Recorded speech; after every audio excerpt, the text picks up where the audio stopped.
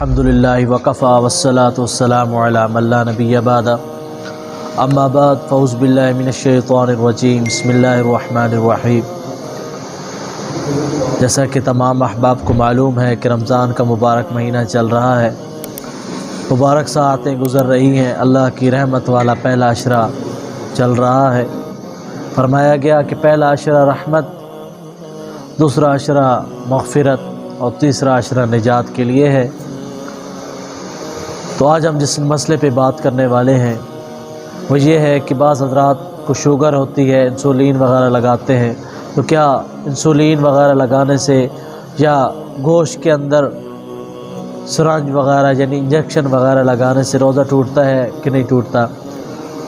تو کسی قسم کی بھی سرنج لگوانا، انجیکشن لگوانا، ڈرپ لگوانا روزے کے اندر یہ روزے کو توڑتی نہیں ہے، یعنی انجیکشن لگانے سے، ڈرپ لگانے سے روزہ نہیں ٹوٹتا۔ اسی طرح اگر کسی جگہ خون دینے کی ضرورت پڑ جائے، خون دینا پڑ جائے تو خون بھی دے سکتے ہیں، خون دینے سے بھی روزہ نہیں ٹوٹتا۔ اور اگر مسوڑے کے اندر یا منہ کے اندر خون آ گیا اور باہر تھوک دیا تو اس سے روزے کو اوپر کوئی اثر نہیں پڑے گا، لیکن اگر وہ ذائقہ اندر چلا گیا تو روزہ ٹوٹ جائے گا۔ اللہ تعالیٰ سے دعا اللہ تعالیٰ صحیح طور پر عمل کی توفیق عطا فرمائے۔ وآخر دعوانا ان الحمد للہ رب العالمین۔